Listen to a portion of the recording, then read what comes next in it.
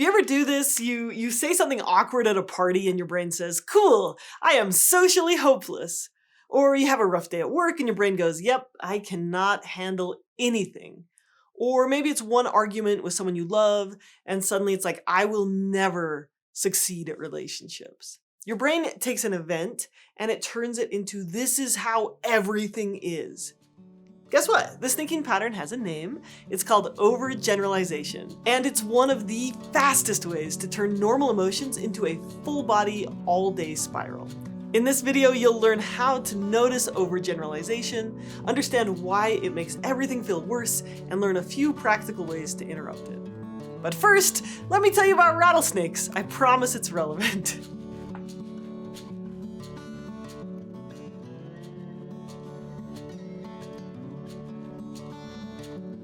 I worked for years in wilderness therapy programs, and just so you know, we treated these kids with respect, and we had these amazing life-changing experiences in the outdoors.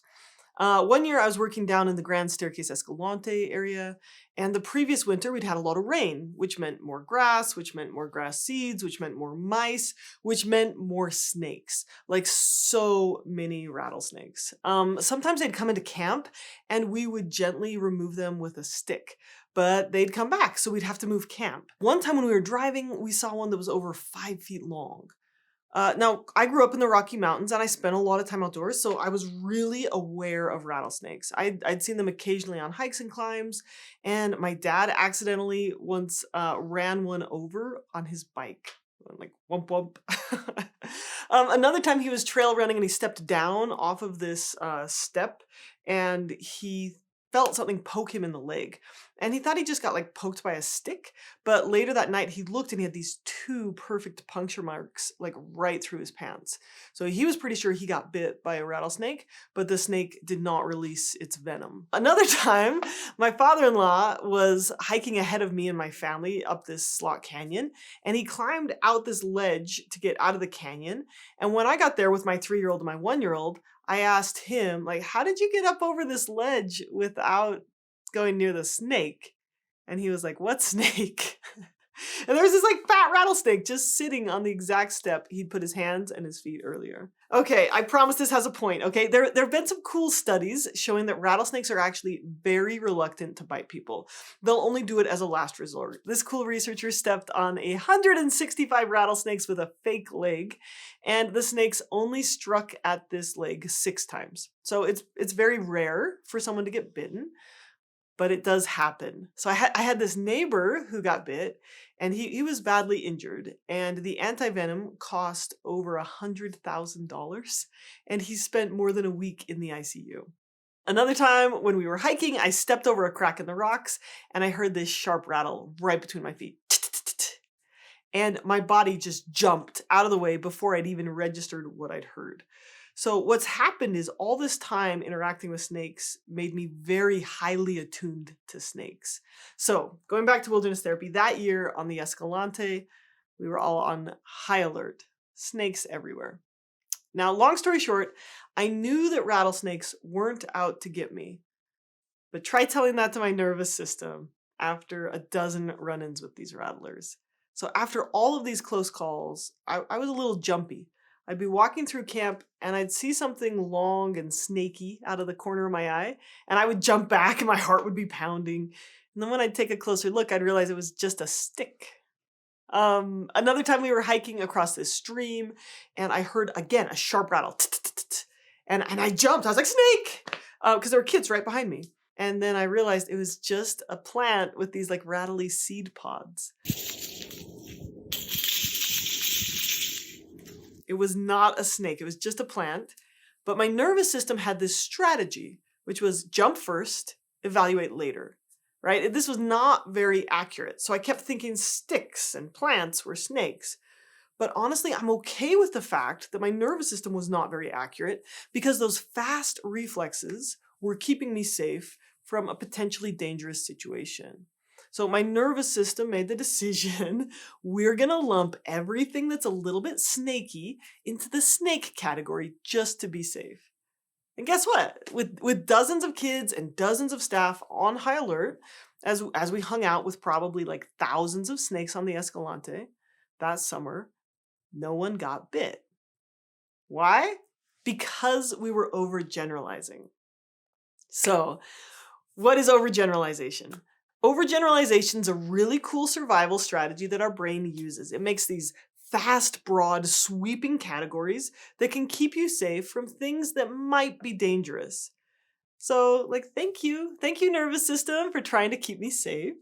It's when your brain then takes one experience and turns it into this global conclusion, even when no danger is present. The fact is, there was a snake on the trail, so now everything snake-like is a snake. That's an overgeneralization.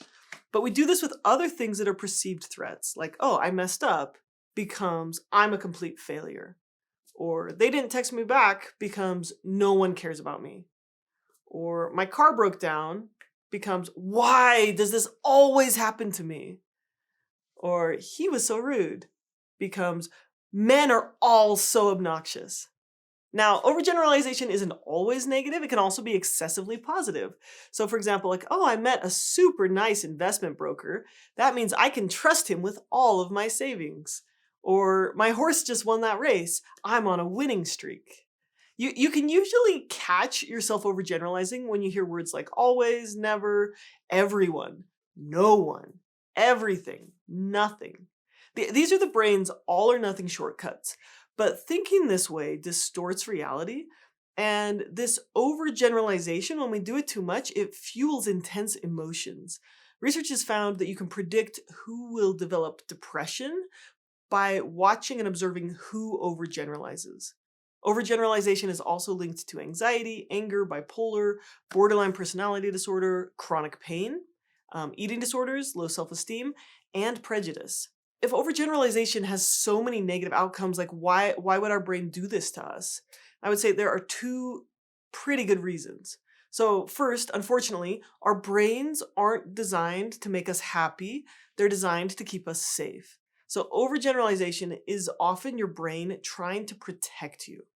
So for example, if a guy from the green tribe attacks you, then it makes sense that your nervous system is going to assume that everyone from the green tribe is dangerous. If you really let yourself down one time, your nervous system might try to protect you from disappointment by saying, I always fail. And then that mistake becomes an identity. So if your brain can turn one bad experience into a rule, then it thinks it can keep you safe by kind of saying like, oh, don't get hurt like that again. All green people are dangerous. Everything that rattles is a snake. Don't try new things where you might fail. So your nervous system, this is the first reason why our brains do this a lot. Your nervous system is trying to keep you safe, but the cost is that you start living inside of a story that's like bigger and darker and more helpless than reality. It's also more likely that you'll do this if you grew up with a lot of criticism, unpredictability, bullying, trauma, chronic stress, or if you're just like generally more emotionally sensitive. Your brain is gonna generalize faster. So trauma is simply the nervous system learning like, oh, everything's unsafe, right? It's not a character flaw. It's just a nervous system that learned to scan for patterns really quickly. And the more scared your nervous system is, the more it overgeneralizes. And the more it overgeneralizes, the more you perceive a threat. And I know it's hard to problem solve when your brain is screaming like, this is forever. Why does everything feel this way? Because if you truly believe that everything will always be this way forever, and there are no exceptions, like why bother problem solving? So your emotions get louder, your body gets more activated, and your mind becomes more rigid and more hopeless, and you feel more powerless. But what happens here is that your brain is building these stories on top of an inaccurate nervous system response. One person commented on one of my videos, it's subtle how the story feels like truth because the nervous system already reacted and the thought just arrives afterward to justify it. Having these random inaccurate thoughts once in a while is normal, but why would we keep doing it, right? If it makes us so depressed and if it makes us like anxious and all these problems, why would we keep overgeneralizing? I think there's one other really important reason why you overgeneralize. We only repeat things that are rewarding in some way. Our brain repeats things that give it some kind of payout. So what's the payout from overgeneralizing? Like how could it be rewarding if it makes everything feel so awful? Let's explore this with some examples. Okay, if something bad happens and you say like, why does this always happen to me? Or if your kid melts down in public, do you think I'm a bad parent? Or if you miss a deadline at work, instead of thinking like, oh, I need a better plan, your brain goes, I can't handle anything. Notice how this extreme thinking makes you feel like shutting down instead of trying harder. So this is the second big reason why we often get stuck in a pattern of overgeneralizing. If I'm sure that the world is hopeless, then I'm excused from helping. If I'm sure that I'll always fail, then I'm justified in not trying. Overgeneralizing is rewarding. It feels good. It's like secretly comforting because it seems to excuse you from vulnerability, from effort, from trying. But when you do this habitually, it changes your worldview and your sense of identity. And it's easy to get stuck in a rut of constantly feeling like helpless and hopeless and powerless and emotionally reactive. So thank you, nervous system, for this, but we can do better. And I would say the way out of overgeneralization, the way out of this rut is not positive thinking. The way out is more specific thinking. Okay, now real quick, before I give you a bunch of practical tools that you can actually use, if you want to take a deeper dive and address your anxiety and trauma, depression, or just emotional reactivity, I hope you'll check out my membership. I walk you through practical exercises that can help you process and regulate your emotions. Okay, overgeneralization. It happens spontaneously. It's your nervous system reacting and then your brain making a story about it. It's not your fault that you have these thoughts. But they also aren't true, right? That stick is not a snake. That rattly seed pod is not a snake, right? These thoughts aren't your fault, but they're also not true, and there is something you can do about it. So I have 4 strategies that are going to help you learn to notice this type of thinking, catch the lie, and replace it with something more specific and helpful, okay? Okay, so here's the first skill. Catch yourself when you say never, everyone, no one, everything, nothing, okay? If you catch yourself using one of these terms, that's your cue to pause. Then you're going to replace it with, I'm having the thought that, ... So instead of saying like, I'm a complete failure, you say, I'm having the thought that I'm a complete failure. Or you can label it, like say, oh, I'm overgeneralizing again. And what this does is it builds in a tiny bit of distance, and it helps your brain switch from being inside the thought to observing the thought. Okay, number 2, shrink it back down to size. This means be really specific and in the present moment. You got to ask, like, what are the facts? What is the specific problem? Where does this start and where does it end? And then use like a reset phrase, like, okay, this is a specific problem. This is temporary. This is fixable. Okay, so instead of saying something like, I always fail, there's that always word. We're going to catch that word. We're going to replace it with something more specific. I failed this time. If you say everyone is so self-centered, make it more specific. Some people are self-centered. Even if you don't know how to fix the problem yet, what you're doing is you're creating space to choose, to decide if this story is really as helpful as it seems. And when you have space, you have freedom. Okay, overgeneralization also loves identity labels. So something like, I'm a terrible parent is overgeneralization. I'm always terrible. You've got to switch from identity, like this is who I am, to behavior. Switch from identity to behavior. Say, I didn't handle that situation well, right? Identity statements create hopelessness. Behavior statements create options. Okay, strategy number 3. Add in counterexamples. So overgeneralization is basically bad science. It takes one piece of evidence and it calls it like the law of nature. So we fix it with better data. You can ask like, when is this not true? What are 2 times where I handled something similar and I handled it well? Who is one person who has shown me care? Or are there any exceptions to the story? Any times where your experience doesn't agree with this story you're telling? And then another way to think about this is like saying, well, is there anyone else who might see this differently? Like, is there someone out there who would look at this situation and have a different takeaway from it? Okay, here's another really cool way to challenge overgeneralization. You could check to see if the opposite is true. So for example, if you believe, forgetting my child's lunch makes me an awful parent, you can ask yourself if remembering their lunch would make you a perfect parent. If you say like, oh, I always let people down, then say like, no, that's untrue. I've helped and supported people in the past. Okay, you could think, oh, everyone's out to get me. All right, let's be a little bit more nuanced. Some people are out to get me, and there's a lot of people who've helped me. You're not trying to prove that you're perfect. Healthy people replace all or nothing thinking with allowing two things to be true at the same time. I messed up, and I can keep learning.